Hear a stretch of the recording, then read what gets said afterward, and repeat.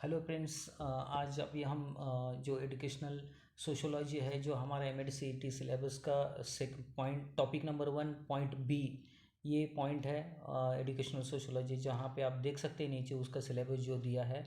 यहाँ पे education as a instrument of change, globalisation, modernisation, national integration, value education, women empowerment and inclusive education, ये points है इसमें include किया है। तो उसके बारे में हम ब्रीफली थोड़ा हम डिस्कस करने वाले हैं। तो सबसे पहले हम देख सकते हैं कि व्हाट इज़ एजुकेशन। तो एजुकेशन क्या है? It's nothing but acquisition of knowledge है। यहाँ पे हम क्या करते हैं कि नॉलेज को हम एक्वायर करने की कोशिश करते हैं। तो एक फॉर्मल एजुकेशन होता है, इनफॉर्मल में भी हम पढ़ते हैं।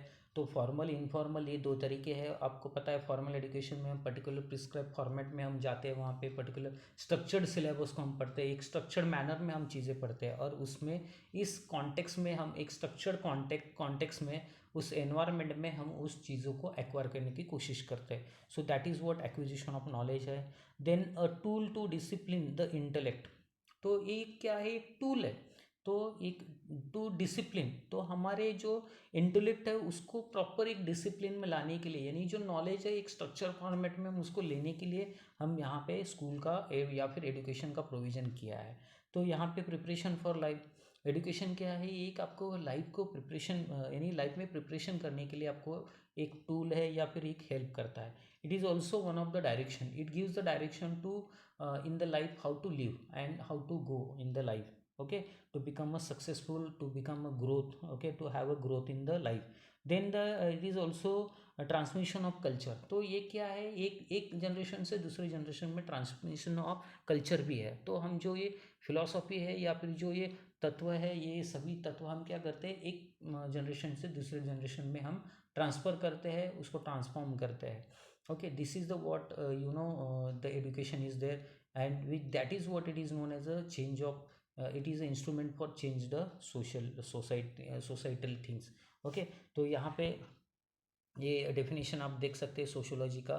तो सोशियोलॉजी क्या होता है? Sociology is the science of society और द ऑफ सोशल फिनोमेना। तो ये एक साइंस है, ये सोसाइटी का या फिर एक फिनोमेना, सोशल फिनोमेना।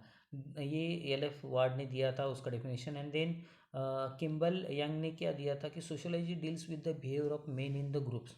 तो सोसाइटी यानी क्या होता है? It's a combination of group, many peoples combination होता है। सबके तत्व, सबके थॉट्स जब एक दूसरे को मैच करते हैं, then they comes together and they forms the group, और ग्रुप ही ये क्या होता है? एक सोसाइटी होता है। और यही सोसाइटी में एक, it deals with the behaviour of this peoples. ये जो ग्रुप में जो पीपल्स हैं उनके बिहेवियर का ये क्या है? स्टडी करता है सोशोलॉजी। ये ऐसे यंग ने बताया था, किम्बल यंग ने। देन एमिल डुर्कहेम ने बताया था कि socialise is the science of social institutions. जो हमारे ये सोशल इंस्टीट्यूशंस है, इनका एक साइंस है ये सोशोलॉजी। तो ऐसे ईमेल दुर्खेम ने बताया था। देन एजुकेशनल सोशोलॉजी, अभी आ गया हमारा एजुकेशन एंड सोशोलॉजी को मिलाकर एजुकेशनल सोशोलॉजी। तो एजुकेशनल सोशोलॉजी क्या करता है? It studies the social problem.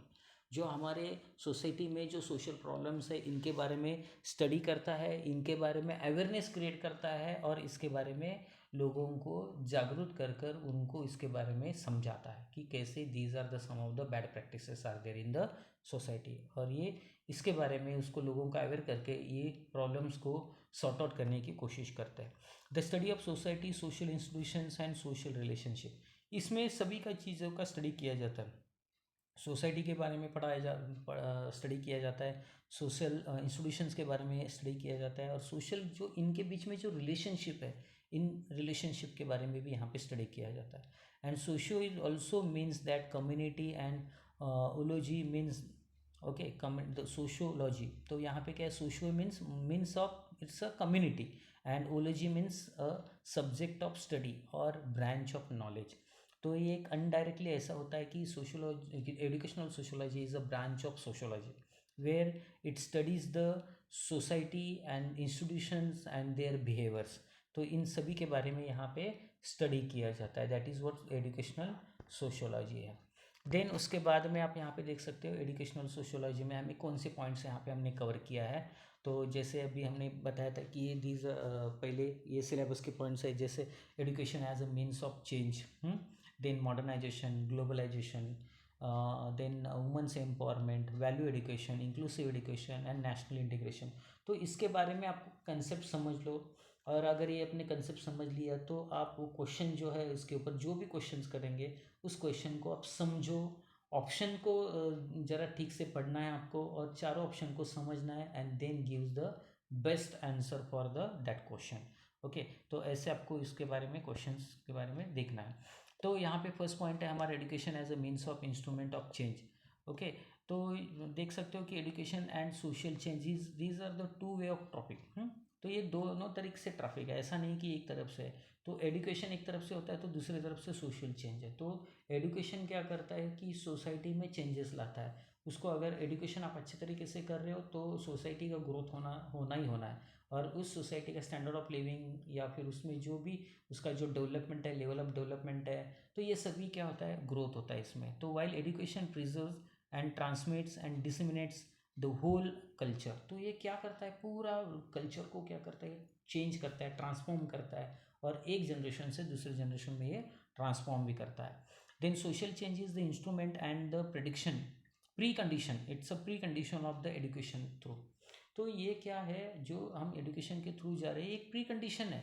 तो ये एक इंस्ट्रूमेंट की तरह एक्ट करता है ये एजुकेशन, और ये क्या करता है, सोसाइटी में चेंजेस लेकर आता है। जो एक बहुत अच्छा टूल है सोसाइटी को डेवलपमेंट की तरफ लेकर जाने के लिए, अल्टीमेटली उस कंट्री को डेवलपमेंट के लेके जाने के लिए, और जो उनका स्टैंडर्ड ऑफ लिविंग है उस सोसाइटी में, और जो माल प्रैक्टिसेस है, बैड प्रैक्टिसेस है, इनको रिमूव करके इनमें लोगों को पॉजिटिव अप्रोच देने के लिए, पॉजिटिव थिंकिंग देने के लिए यहाँ पे सो एजुकेशन बहुत हेल्प करता है। तो that is what it is known as a, it is one of the instrument of change. Then next है ग्लोबलाइजेशन। आपको पता है globalization is a part of economical policy which is accepted in 1992-93 के आसपास में।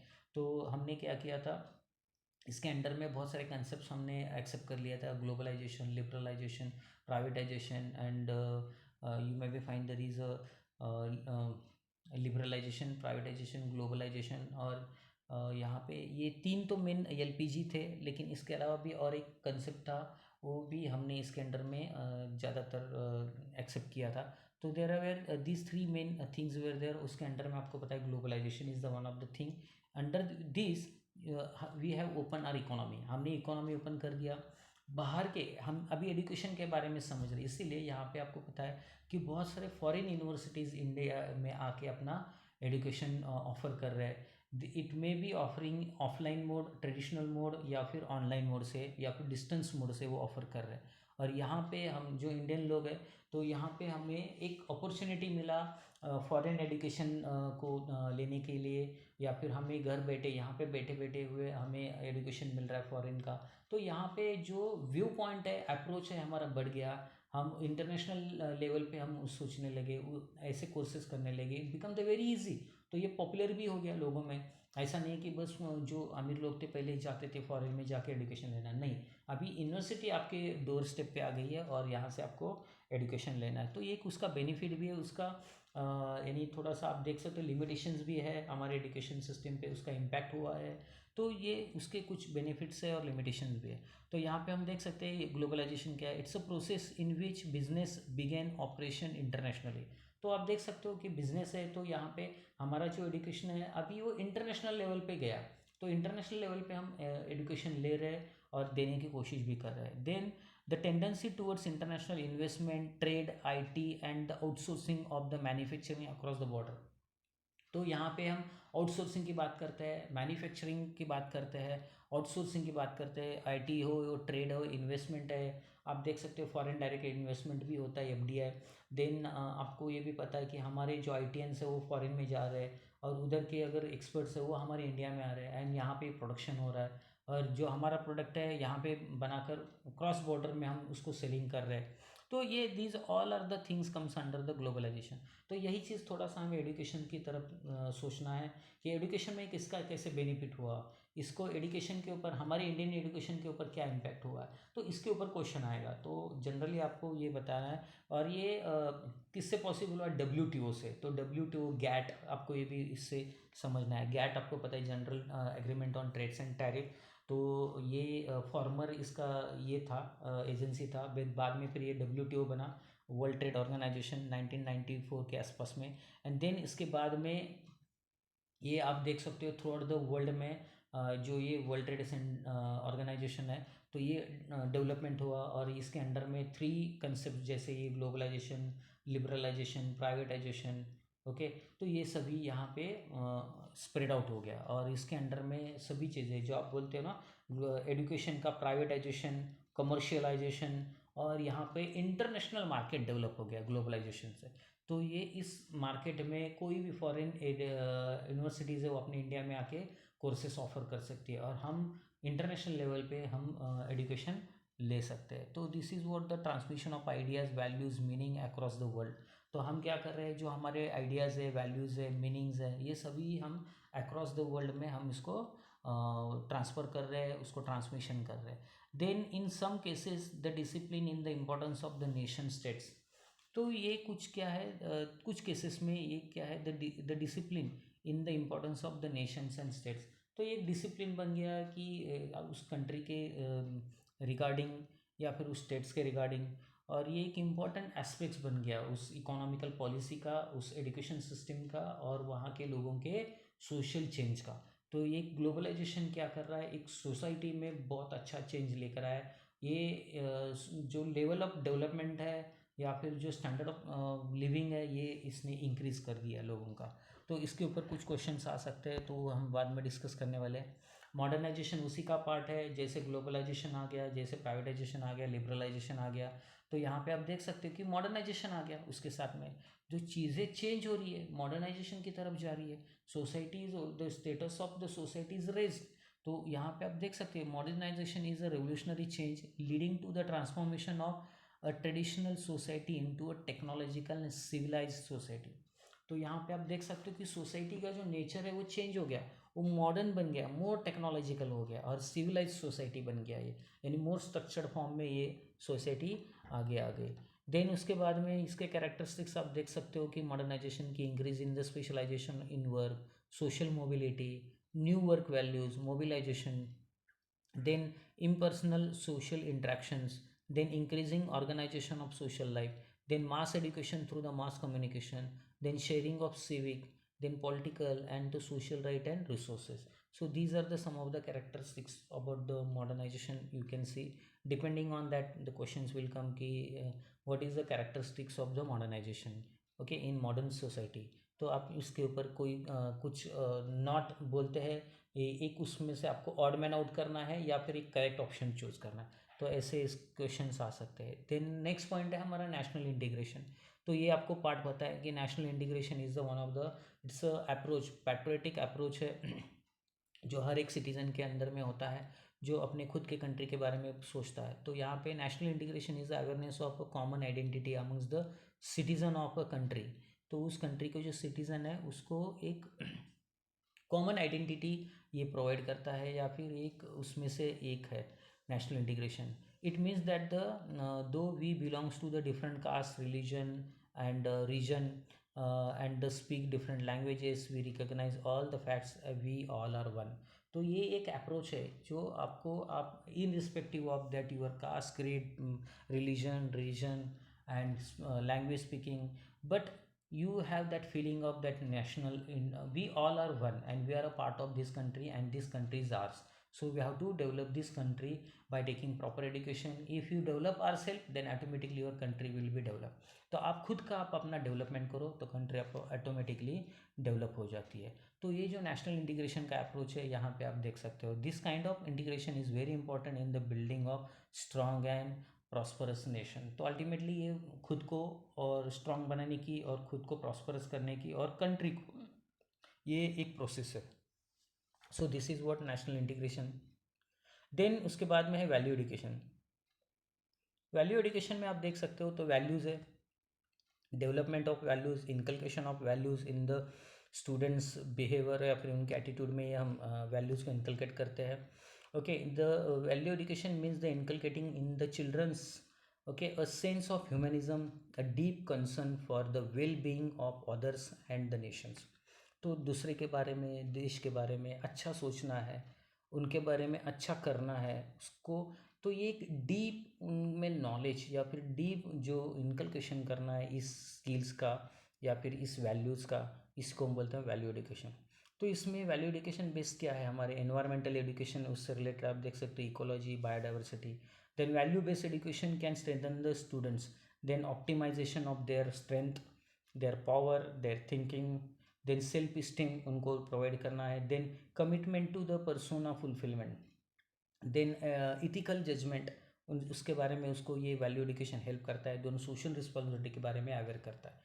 तो these are the some of the value education education है जो स्टूडेंट के कुछ पॉइंट्स को स्ट्रेंथन करती है या फिर उसको मोर पावर देती है। देन वुमेन एम्पावरमेंट है, तो हमने यहाँ पे वुमेंस के एम्पावरमेंट के बारे में भी बात किया है। As per the according to the UN United Nations definition, women's empowerment has the 5 components.